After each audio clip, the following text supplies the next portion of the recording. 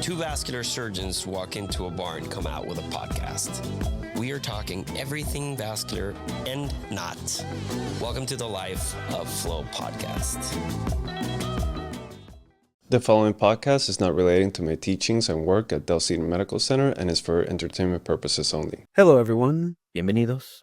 Welcome to another episode of La vida del flow. Blue. Don't say that. That's gross. Sounds weird, huh? Today we have a really cool guest, Michelle Bruni. And Michelle is a PhD in psychology with background in bilingual research, and she dedicates herself and her business with her business partner to teaching and coaching parents into raising bilingual children. Yep. Which is obviously something that we care about because our English is not very good looking. We had a great conversation with Michelle. I hope you guys enjoy. Vamos. Univa. Michelle, how's it going? Thank you so much for being here. Yeah, thank you. I'm excited to be here and chat with you guys. Awesome. I thought, when I heard about you, I thought, oh, Miguel's going to love this. Miguel is a recent dad, as most of our audience already knows. And, his kid is like his number one thing. And actually, dude, your kid speaks great Spanish. He's fully bilingual. He's fully bilingual. Yeah. So, that is, at least for me, that's something I think about. It's like, when I have children, I want them to speak Spanish, like fluently, not like, US/Puerto Rican Spanish, which is, I find like, I would be like mildly disappointed if my kid didn't speak like perfect Puerto Rican Spanish, which is an oxymoron. Right, there's a lot of English there. Yeah, exactly. But at least, so I can relate. So Michelle, tell us a little bit about you. Yeah, so my bilingual parenting journey and my interest in language really started as a child. I have very vivid memories when I was like 6 or 7 years old, like spying, sneaking in on my dad speaking Italian with his parents. So my grandparents came from Italy. My dad grew up speaking Italian. And I mean, I was like 6 or 7 years old wondering, how is my dad's brain different? Like, are his languages in two different parts of his brain? Why didn't he raise me speaking Italian? I was always just so fascinated. I think just being like an outsider. Um, I wanted to be a part of those conversations. And so it stemmed from like a source of jealousy. And I joke with my dad that I like held on to that burden my whole life. And then when I was about 7, my the school that I went to started to introduce us to Spanish. So I started learning Spanish from a very young age. And I was like, I just want to be bilingual in anything just so I can pass it down to my children because I just thought it was cool. I knew the value of speaking two languages. So from 7 to 22, my entire life I studied Spanish. And then I picked up French in high school at 15. Um, then I studied abroad, kept studying French and Spanish. And then during college, I learned about linguistics and the science behind language.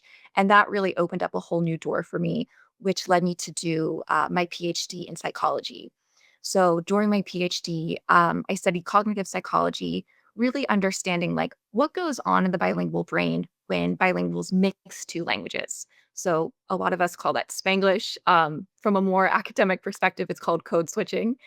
So it's just always been a passion of mine, languages. And as I was a young kid, I was like, I want to help people like my dad raise bilingual children, just like you guys, because it seems so easy and obvious. Like, yeah, you just speak to them.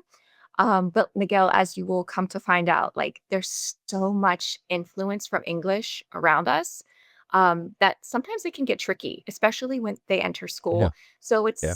it's not as easy as some people think. So yeah, my goal, something I've always wanted to do, is raise bilingual children and help other people do that too.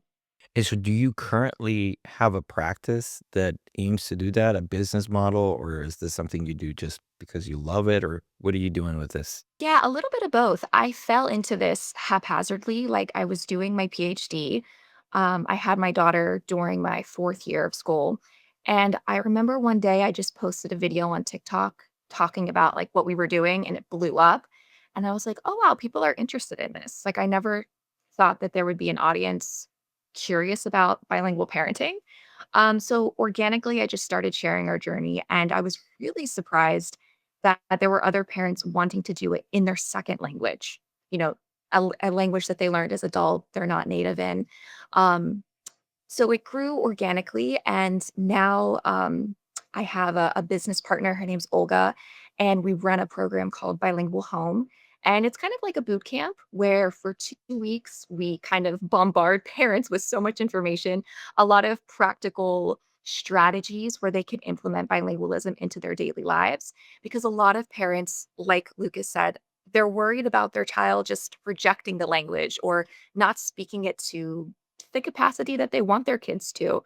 So we give parents the tools and strategies to do that. So that's rather new. I'm kind of just figuring out how I want to go about it, but it was all very organic. And do you currently have a social media presence? I mean, you mentioned that that's how it kind of that was a trigger, this one viral video. So is that you continue creating content and building that? Exactly. Yeah. So I still post on TikTok. And then within the last year or so, I started posting on Instagram, which I have come to learn the platforms and communities are very different. So I definitely more towards Instagram because I can really get to know my audience and people that have become my online friends because we realize that, parenting on its own can be very isolating when you feel like you're doing something by yourself and you're like, or other people like me. And then when you add bilingualism and doing it in your second language on top, you really feel like, oh, there's no one that can relate to me. So it's been really nice to have parents message me and be like, this is so cool. Like, I want to do the same thing. So yeah, I really enjoy both of my platforms. What has been your strategy? Did you think about it, or you just started talking to Lucas in Spanish? So I come from a background that's the same, right? My father is Costa Rican and my mother is American, but we grew up in Costa Rica. And so my mom was always just speaking English to me, and my dad would speak Spanish. And then I went through, from what I told, of course, I don't remember any of Yeah. this, but from what I told, I went through, mixing stuff and, creating sentences with half the words and half the other ones to then kind of differentiating it to then answering reverse. So if I would ask, I was asking in English, I would answer in Spanish. And then if somebody would ask me in Spanish, I'd answer in English. So a lot of that Yeah. process went on. And so that's all what I was told, right? That was it. Yeah. And so I said, okay, well, I'm going to do the same, which is I will never speak a word of English to my son. Oh. And Jenna will never, well, Jenna can't speak Spanish, but she will never speak a Broken word of Spanish. Yeah. Spanish to him. But luckily, Jenna understands some Spanish, and obviously has gotten to understand now more than ever that she better understand it because that kid and I just speak Spanish, Yeah. and with him, it's just been relatively easy thus far. And to your point, Michelle, I am very afraid of what will happen when he then integrates into a more complex social construct, right? Because he started maybe 3 months ago going to school, and this kid was fluent in Spanish. His English was Yeah. but now his English 3 months only, and this is like not even pre-K. This is the Yeah. thing before, right? He's 2 years and 3 months old, and already his English is phenomenal. Like within just going to 3 months, Yeah. and in my mind, I'm like, we're gonna have to fight tooth and nail here because he's gonna immediately realize that it's not of what he needs on a daily basis. Yeah. It's not what his friends speak.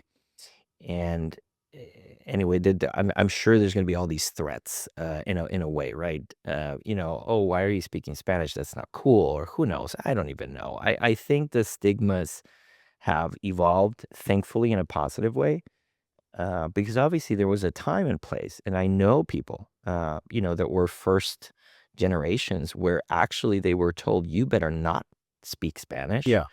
because we need you to integrate fully at school. And, we're immigrants and we've already had a really hard time getting here because I lived in Arizona. And so I was is a like Texas, but Arizona felt more bordering than Texas. For some reason, Texas is so big that we are so far away from the border. But in Arizona, in Tucson, Arizona, I was an hour away. So like I could just drive to the other side if I wanted to.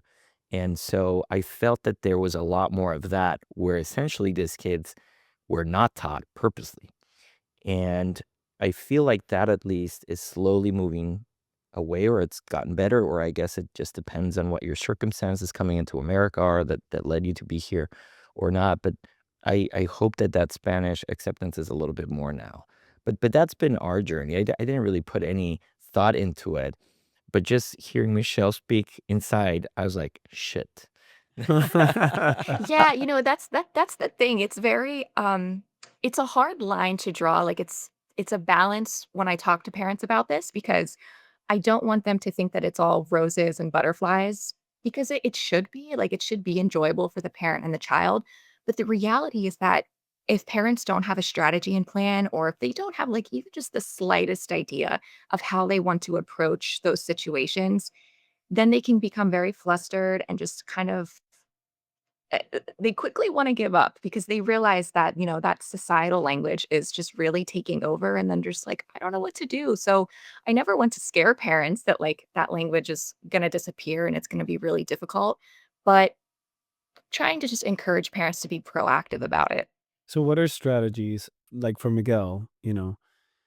His son is going to school. What are strategies besides what he's doing already they could implement to kind of maintain that level of interest, the level of engagement with Spanish or any other language? Yeah, something that I've always believed in, like, before my daughter was born, like, when she was just, I don't know, within the first year of life, my way of thinking about it was that if my daughter respects and appreciates the language, she will want to speak it. She will want to be engaged. So I think Miguel's already doing a fantastic job. Like it's part of his child's identity. And I think that focusing on the identity and the culture and like his personal connection to it is going to be fundamental. And that's something that we really focus on in our bilingual home program. We do exercises where children and parents they make a family tree and the parent explains to the child, like where they come from, the English part, the Spanish part, and they can learn about stories of their ancestors. And for me, I'm not French, but it's a language that I speak. So for my daughter, it's a little bit different. I really prioritize bilingualism and like what a gift and skill that is. So even just bringing about and having conversations what it means to be bilingual, and so that he feels proud of that his skills, but also his culture and his heritage. So I would really focus on the self identity aspect of it. And I imagine, Miguel, like you FaceTime with family, you probably see them in Spanish, and he's going to need Spanish to connect and communicate with his family. So, FaceTime, any type of connection with family is so important. And then also, kind of like what you guys mentioned, taking Spanish outside of the house and seeing that it's valuable and it's used not just with dad, but it's used in the community. So whether that's like bilingual play dates, bilingual story times, I mean, I'm sure, especially in Texas, there's a lot of Spanish opportunities. I think of everywhere in the US, it's much easier to find Spanish than it is French. But really, again, going back to just like him valuing the language. So I'm guessing there's probably two types of, maybe more, but I'm thinking out loud here, which is the parents that already have a dual culture, dual language, like Mhm. us, that are going to need tools to protect that, nurture it, develop it. And then you're going Absolutely. to have the parents that are a little bit late into the game and want to integrate that and are trying to develop, things to integrate that. So I'm guessing the latter is more frequent than the dual, or what do you see as your quote clients or your audience maybe?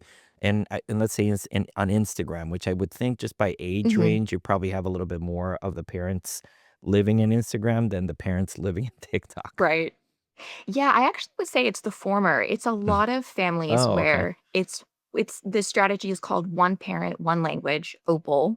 And so that's what I do with my husband too. I speak French. My husband only speaks English.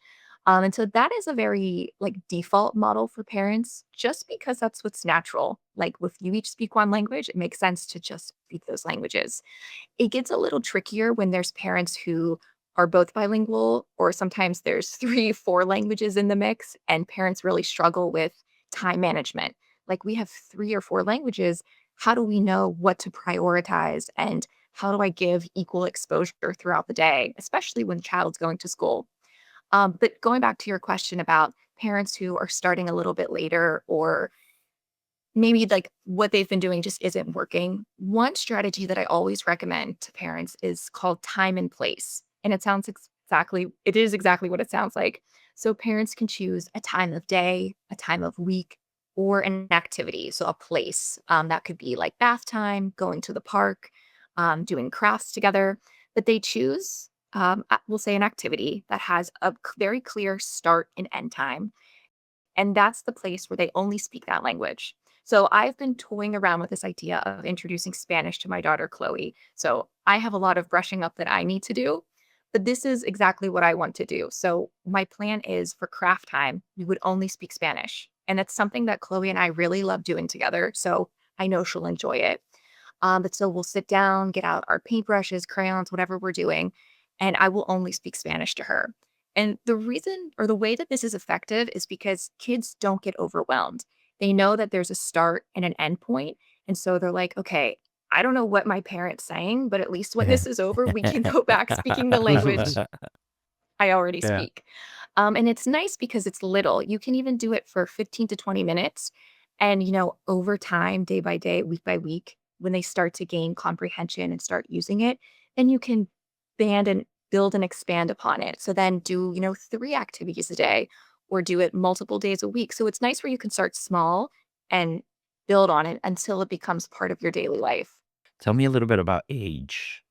Um, how age plays a role, and are there, from this age to this age, focus on this, from here on, maybe focus on this other thing, and how do you structure that, because there's obviously a different cognitive evolution of every one of these phases, and do you focus on different things based on age? Yes and no. Because from one aspect, it's like you're introducing 2 languages, so you would think that something would be different, but it's the exact same way as if a child is being raised in one language. They're still acquiring the languages very similarly. The languages are developed similarly, but the one thing I would say with respect to age is that the earlier you start, the better. So the first year of life is critical. I mean, for so many areas of development. But for language in particular, the phonetic system is developing. And so phonetics is like the smallest sounds of a language. And so from, what is it, 0 to 6 months, the first 6 months of a child's life, babies can distinguish all sounds from every language. And what that means is that if they hear a sound, they know that ba sounds different than pa, for example. Even just like the slightest distinction, they will understand that there's a difference, and especially for languages that they don't hear frequently. Then that window starts to close between 6 and 11 months, because the child is getting exposed more and more to their native language, whatever their parents are speaking to them.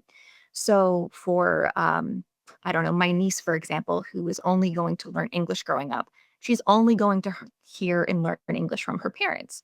And from a survival aspect, she doesn't need to understand the sounds of Spanish or French because her parents don't speak them to her. So she's going to fine tune her ears to really understand English sounds. Bilingual children, on the other hand, this universal window stays open until about 18 months. So they're a little bit more flexible because they're listening to more than one language. Not only do they need more time to make these distinctions, but they need more inputs because they are kind of splitting their day, whether it's 50-50 or whatever. They need more input to really categorize, okay, these sounds go with this language and this goes with the other. So if parents can start from birth or within the first year, that's going to really benefit them. Not just so that their children sound like native speakers, but so that it makes it easier for the child going forward. So one thing that I feared when we were starting this, and I feared it because it happened to my cousin. And I guess not fear, but I was expecting. And Yeah. I'll change that. It wasn't fear. It was I remember telling Jenna, my wife, I said, listen, when Lucas is born, don't be surprised if he doesn't speak that well for a while. And it's because we're giving him a broader amount of information to pack in. I guess this is Hmm. my Hmm. uneducated way. Um, Tell me if I'm off. And and so I'm saying this because my cousin, who is also in his case, it's different because they both speak Spanish Yeah. at home, but the kid would go and speak English at right, and so they were not necessarily a bilingual per se, but there was bilingual in the community Influences. they Yeah. would live in, and he's a surgeon out in Arizona. But I remember one of his kids took forever to start. And I remember that they went and seek some professional advice. And I think at the time what they told him is like, come back in a year, Yeah. like don't worry, and we'll see each other then. They obviously they did, they tested their ear hearing, everything was fine. And at the time she wouldn't speak. It was just a but of sounds and whatever. It was really and they were concerned because the first kid didn't do that, right? Yeah. And literally today, um, Stella will not stop talking. That girl can talk your ear off today, right? And so all to Yeah. say that it was just a matter of time that her brain needed to understand this, and she can go both sides, right? And now more obviously a whole lot more English than Spanish, but she can still understand it very well. And with Lucas, I was like, this is probably gonna happen to us, and I'm gonna be Mm. ready for that. But this crazy kiddo started talking like a psychopath very early. So it wasn't. But is that something that is that like a thing that maybe this window is open and maybe that means the kid's gonna seem like he's having trouble and maybe not following a timeline that's expected? Is that something that's a norm? Not Okay. generally. So that's probably the biggest myth with bilingual Okay. parenting is that you're introducing two languages and that they're going to get confused and that it's going to delay speech. That is like one of the biggest fear mongering tactics among, I mean, unfortunately, still speech therapists, pediatricians, they're not in the US, all over the world, still warn parents not to introduce bilingualism. And it's just Really? absolutely the opposite. Bilingualism, I'm sorry, were you going to say No, something? it's that. Wow, I didn't realize that in 2025 people say. Yeah, it's really unfortunate because it's the opposite. Bilingualism will never cause a speech delay. Bilingual children have speech delays just like monolingual children. Sometimes it is just they need more inputs, they need more encouragement. They need situations where they need to use the language because it's all about demand.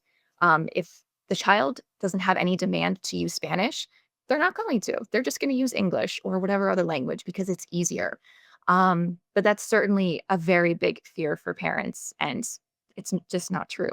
So essentially, she was gonna speak late, whether it was English or Spanish that was introduced, and it's Exactly. not like something you have to be like, "Oh my god, our kid's gonna not talk." Yeah. You just get feed their brain as early as possible, I think, and make that Yeah, brain and just so bilingual and monolingual sponge. children, they have the same developmental milestones for the first 2 years.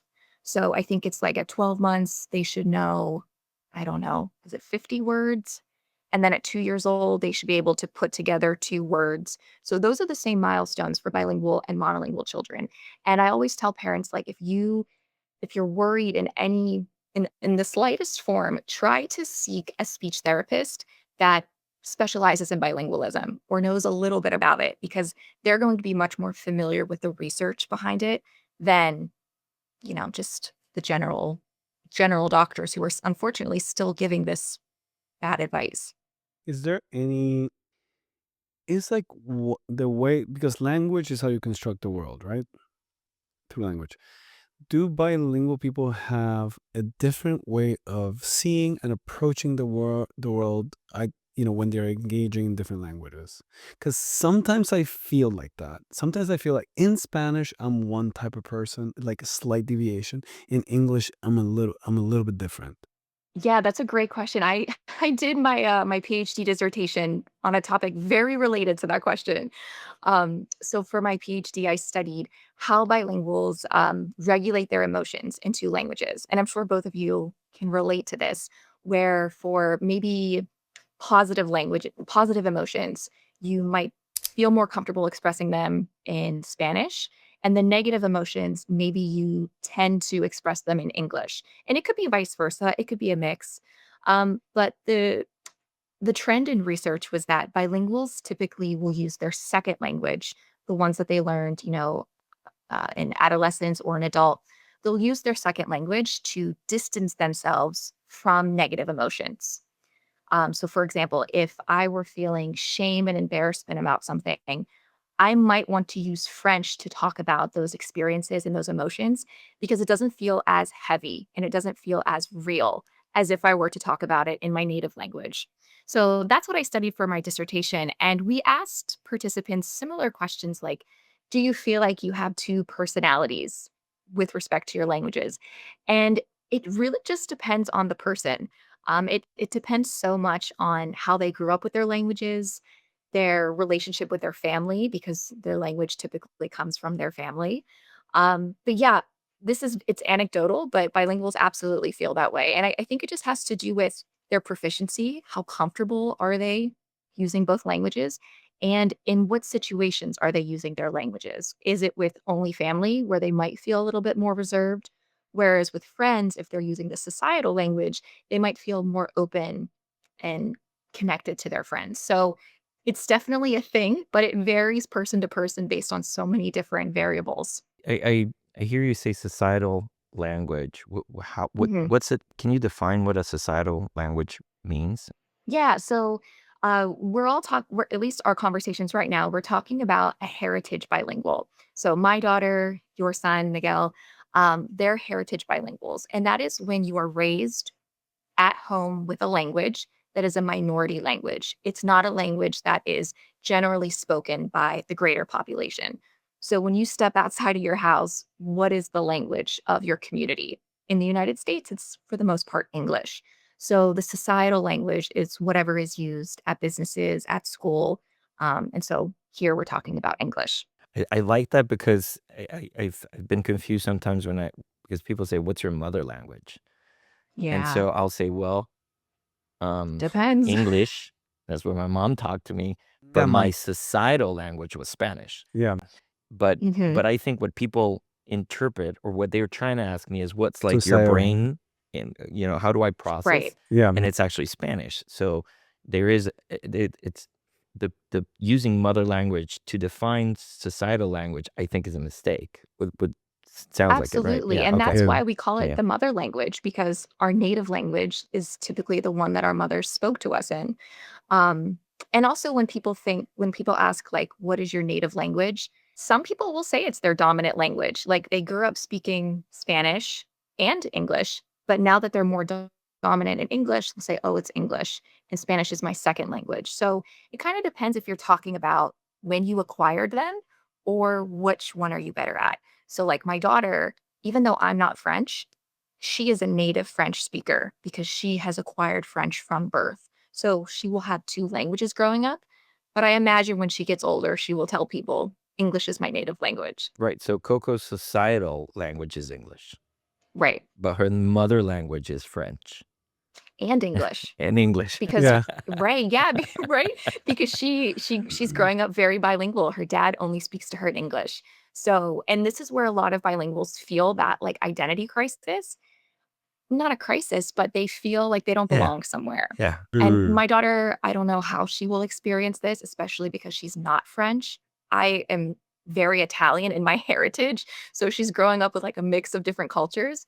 But even for your son, like they will feel like I'm not Spanish or I'm not Hispanic enough. I'm not American enough. And that's where I think it goes back to this idea of self-identity really enhancing their language experience. And then when he grows up and he has to fill out federal forms, Yeah. Your kid Good is luck going to be because so confused. I'm confused sometimes because it Yeah. says, are you a Hispanic or not? And I'm like, yeah, I guess I'm Hispanic. And then it's like, are you white? And I was like, oh, well, yeah, I guess. And Who's like Yeah. defining mother, it, right? I came Yeah. out like not as like, look, you're browner than me. So then I'm like, what do I answer on these Yeah. forms? So when let me before we move on from this, the way that your two languages play, societal language Spanish, mother language English. Now, here's the funny part: half of my life was in Costa Rica. The second half of my life, now for 18, 17 years in the U.S. Still today, when it comes to calculations, mathematical calculations, days of the week or months. Yeah. Like if you tell me what are you guys doing in November Yeah. and I'm counting months, I have to go to Spanish. You I use cannot. your fingers to count? I absolutely. Really? Like if you tell me when in how many months is let's say September from today. First thing I do is estamos en mayo. Mayo, Yeah. junio, julio, agosto, septiembre. 4. 4. Yeah. Now I can tell you. But getting to that, I cannot get that. I could do it through English, but it's just not natural. I think in England that you know what? It's like it's really funny. If I'm in the US, my thoughts are in English. If I'm back in Puerto Rico, my thoughts are in Spanish. And when that first started happening, when I moved to Philly in 2009, I was like, what the fuck is going on with my brain? Because it's really obvious. Like, you're like, okay, my internal thoughts are, okay, tengo que ir aquí, tengo que ir allá, tengo que buscar esto. Boom, my internal mind. And then I'm like, okay, I have to go here, I have to go there. And then you're like, wait, what the fuck is happening to me? Am I a different person? Because, we do construct the world through language. So is my consciousness different in Spanish and English? Do I view the world different in Spanish and English? But these are Yeah, different the parts last of the thing brain, Michelle, right? I mean, Is it different parts? calculations in like, like we know this from neurology, right? The Broca Mhm. area is like what your mouth is like, and like this part in the circumflex area of this does that. And Yeah. but I'm guessing that that's why I can't, like, it's hard for me to switch from one language for certain cognitive processes. I think probably, like Occam's razor, I think maybe the simplest explanation is that it's the language that you learned it in. Like, if you learned it in Spanish in school, that's probably just I truly don't know the mechanism behind it. It's something I've been interested in, but never like I actually don't know if there's any research on this. Because there's a lot of questions we want to know, and then it's hard to do research on it. But I would imagine it's just because like that's the language that it was exposed to, that you learned it in. It was ingrained in your brain that way. Yeah, but then going back to Lucas's point, there's also this idea called the Sapir-Whorfian hypothesis. And it's this idea, exactly what Lucas is saying, is that language constructs the lens through which we see the world. And for at least for a psychology PhD, we have what's called qualifying exams. And it's like this big test you have to do before you go on to become an official PhD candidate. And I had to write a bunch of essays. And one of my professors wanted me to write specifically about this hypothesis, which I didn't really know much about, but he was interested in it. And it was really difficult for me because the research is still very unsighted. Like you will see research in support of this idea that, yes, when you speak Spanish, you have a different view of the world than when you use English based on the words, the syntax, all of the nitty gritty details about the language. And then you see research that's like, no, it doesn't really matter. So it's still up in the air.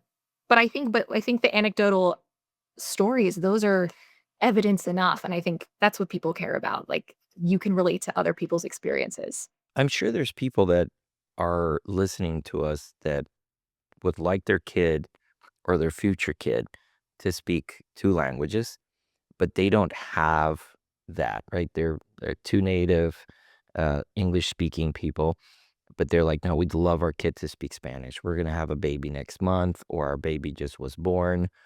Um, and I am going back to that point where you said those first few months of phonetic development are very important. And here's a hypothesis that I'm just building. If you are really interested in your kid speaking Spanish, should you potentially, because let's say that you're not going to be able to say rápido corren los carros del ferrocarril. Okay, Yeah. absolutely no, right? But Yeah. maybe would it be worth exposing your kid to audio books and some Spanish material, even though you may not know what the hell they're saying? Make sure that it's vetted by professionals or that it's some legitimate source of but do you think that that's just based on what you're saying, sounds like something parents should consider doing? Yeah, absolutely. I mean, even for native speakers, because children need not just high quality input, but they need a variety. Like, even exposing them to non native speakers is really important because it helps them, again, kind of categorize sounds and understand speakers better. So, I would absolutely encourage parents. Nursery rhymes, and that's fun. That's really easy for parents to learn. Nursery rhymes. I've learned so much French through nursery rhymes with my own kids. So nursery rhymes, there's short little podcasts in Spanish on Spotify. There's like Miss Rachel in Spanish. There's so many resources out there. So if you can make your home as Spanish as possible, even if you don't speak it, it's still encouraging that multicultural environment. And then you will absolutely have to, outsource, but you can attend bilingual play dates. You might be using, English, but your child will still be exposed to Spanish. And again, seeing the value in it, which I think is so important. I loved what the in my neighborhood, I used to live in Houston in a neighborhood called the Heights. And the Heights is a young adult, uh, very, very, there's people from all over the world, but most of the kids there in my neighborhood, they all had Spanish speaking nannies from Mhm. different places. I was gonna say that's probably the best. So I know that it's a potentially inexpensive resource and not Yeah. everybody can have it, but if you have the possibility, one of the best things you could do is maybe have a nanny that just doesn't speak English at Yeah. all, Yeah. which will make it tricky. But listen, there's so much in AI now that you can use to communicate that it shouldn't be a problem. And what I loved about it is Lucas's nanny Noemi, who is an integral part of our life and is still with us, even though we don't really need her that much now. But I can't see myself parting ways with Noemi right now. But anyway, they would all then coalesce in the park, right? And it was like babies, 6 month babies, 9 month babies, doing just belly time and whatever, and then the little toddlers in there. But all of that was like the United Nations of Latin America, right? Yeah. It was Colombia, it was Salvador, it was Honduras, it was Mexico, all these different accents, all very, very, very interesting, but all speaking Spanish. And then you'd go there because I'd love to sometimes be like, if I had a late morning, I'd just go to the park. Yeah. And you'd see all these little blonde, blue-eyed kids speaking like, "Hey, la bola es mía. No, para, espérate." Speaking Spanish. Yeah. And I bet you they would go home to parents that had no idea what they were saying. Yeah. But I thought that was really interesting. And so I think that that could be a tool for anybody out there thinking of considering very certainly to your point, probably easier with Spanish, right? Because if somebody says, I want my kid to continue speaking Farsi, or I want my kid to pick up on Portuguese or German, probably a little harder. And then you would have to work a lot more at home and use resources like the ones that you're putting out there, which I find are incredibly useful for those even more minority languages in America. Yeah, and even I mean, there's so much online.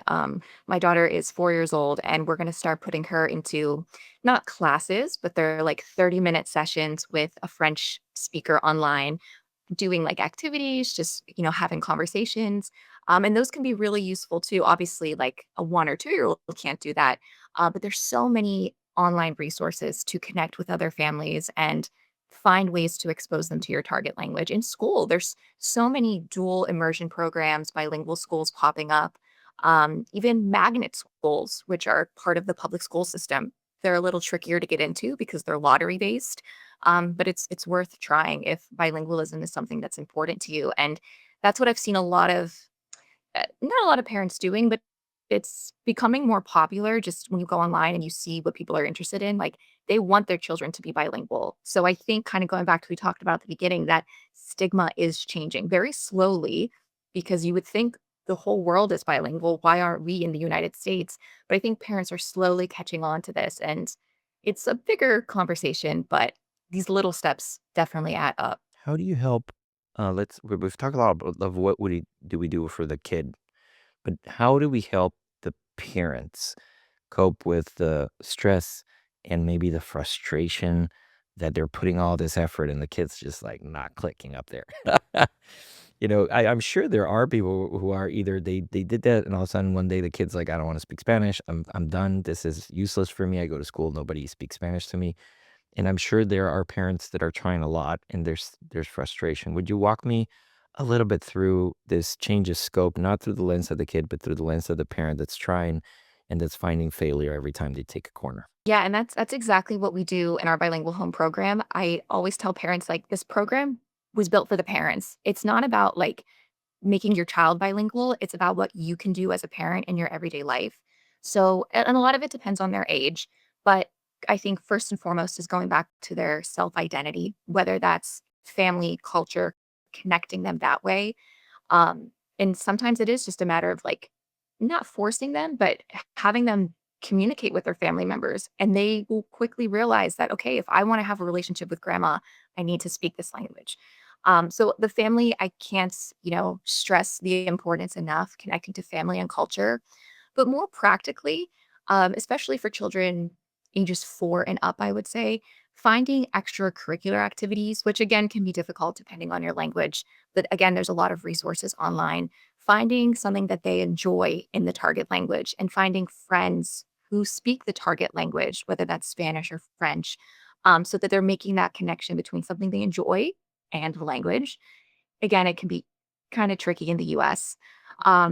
But that's kind of where I go back. Like if you start from the very beginning, leading your parenting from a sense of, I want my child to appreciate and enjoy and respect the language. Hopefully it doesn't get to that point. Um, but I think it's a fight that a lot of parents go through just because of the societal impact and the peer influence once they go to school.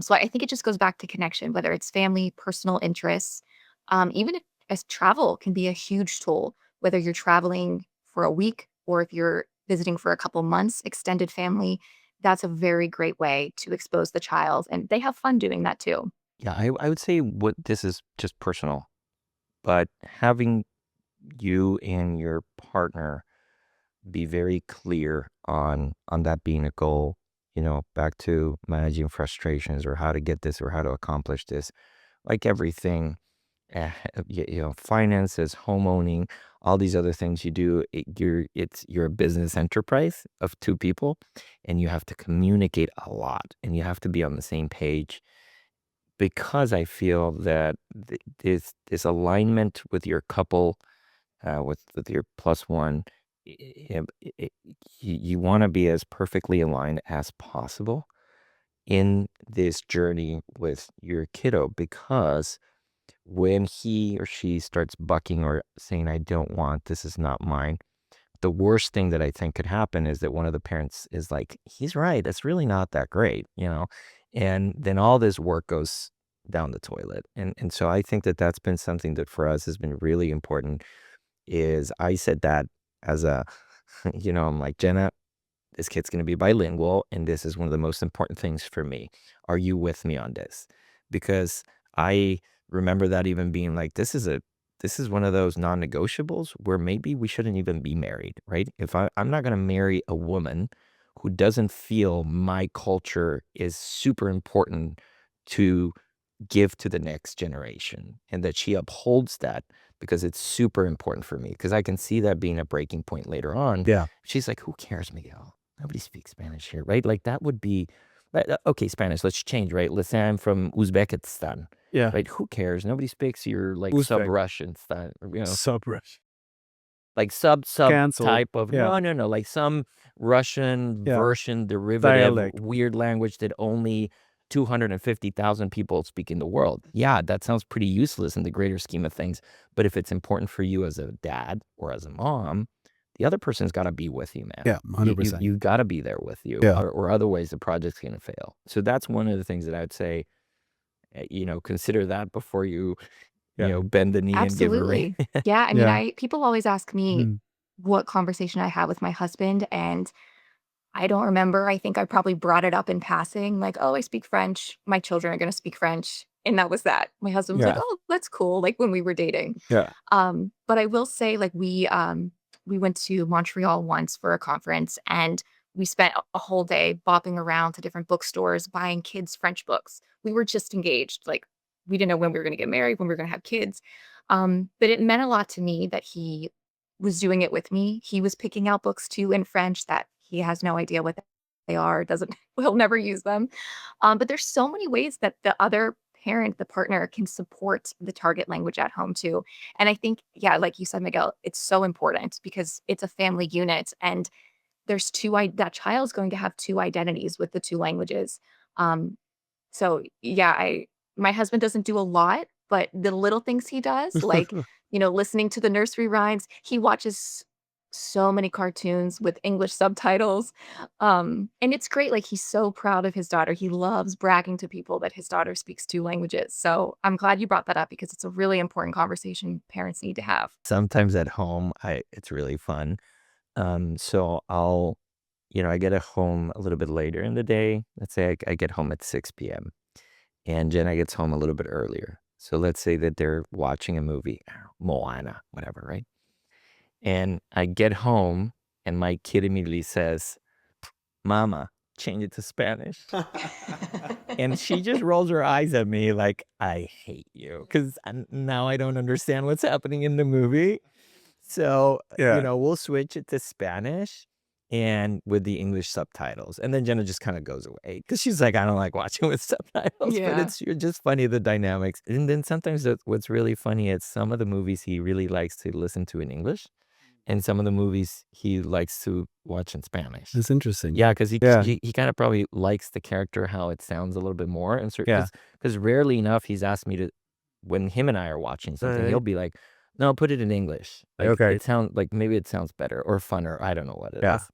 But anyway, listen, Michelle, this is cool. This is very amazing, and I really appreciate you taking the time to being here with us talking about this, but also all that effort you're putting to protect cultures and to help parents figure it out. I hadn't really put into context how important this is, and how heavy of a burden it could be on a family.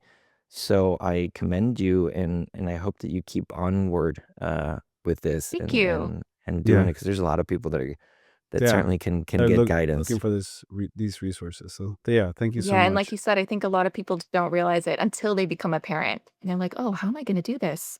But like you said, if it's important to you, then that's all that matters, and you will find a way to make it work. Yeah. All right, All Michelle, right, how they Michelle. say back in my country, pura vida, which means pure life, as you know. So thank you very much. Thank you guys. It was a And you have a pleasure. pura vida. Nos Ciao, vemos. ciao. Bye.